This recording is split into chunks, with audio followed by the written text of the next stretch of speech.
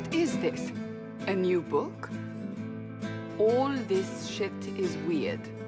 Oh, Varric, that is a terrible title. What are you even thinking?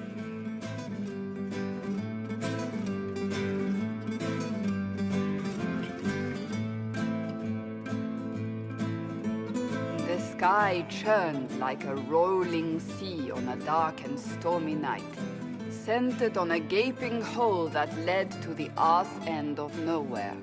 A hole that spit up many things that day. Comets, demons, and a whole lot of trouble. It's about the Inquisition.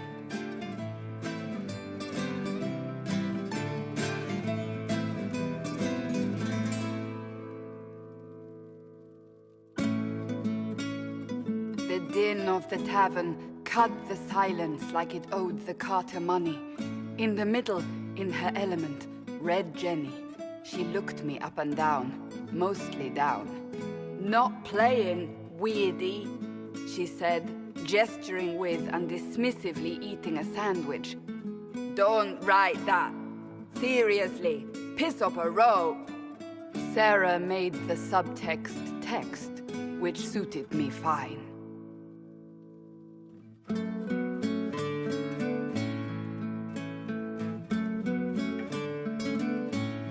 The court enchanter swirled into the room like a drop of beautiful poison spreading in a wineglass. She sized me up with a glance. "I'm so glad you made it, my dear," she said. "I am Madame de Fair, the most terrifying person you shall ever meet."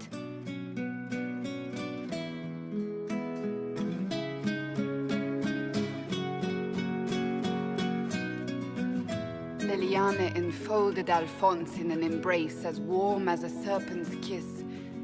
"I always knew I could count on your support." The Count did not feel the bite of her poisoned dart until it was too late. "Even if it requires your death."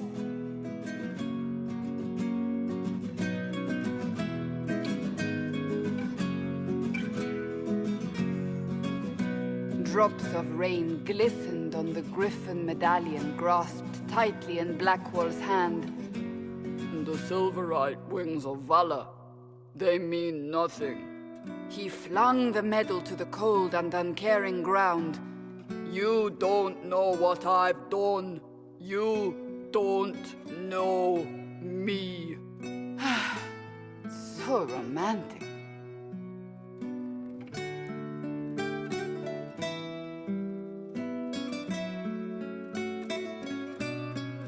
Cole moved like a shadow that also moved like a knife. A shadow wearing a hat where dreams came to die. "It's a riddle," he whispered. "A cold riddle that gnaws at your mind, but you'll feel better when it's gone."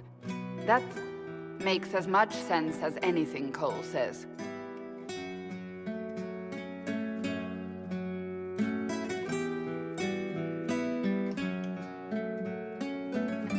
Place your herald above the law, Ambassador.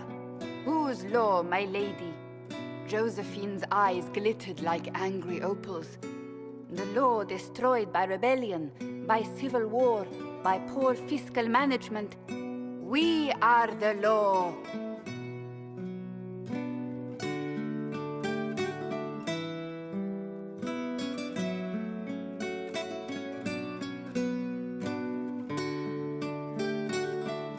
We left our mark on adamant, but the dust hadn't settled, and neither had Harding. "I can offer you a drink, if I catch your meaning." "If you'd caught my meaning, you'd have offered a double." What is even happening here?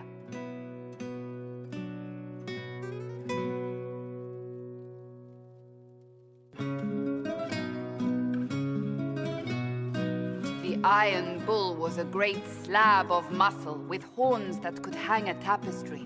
One eye scanned for threats, while the other hid behind an eye patch like a chantry sister's old sins. "Come on," he barked, not looking back as he entered. The dancer with the great rack comes on in 5. That is spot on, actually.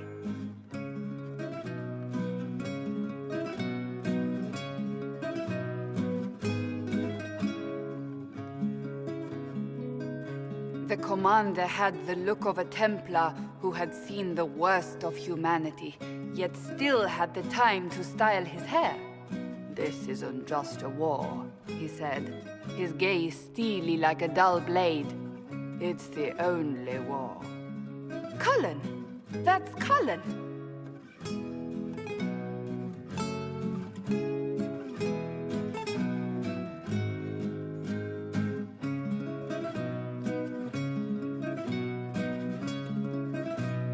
The mage wore a class of handsome sneer cultivated by 1,000 years of Tevinter elitism.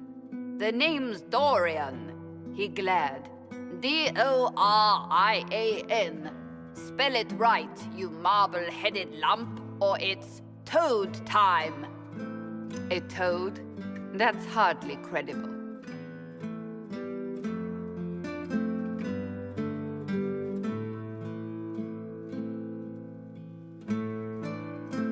The bold elf spun, mage staff crackling like the city after a good man's murder. "You're crazy!" the Red Templar cried in terror. Moonlight glinted off ears like the knives you never see coming. Better to fade out than burn away. Ugh, Varric.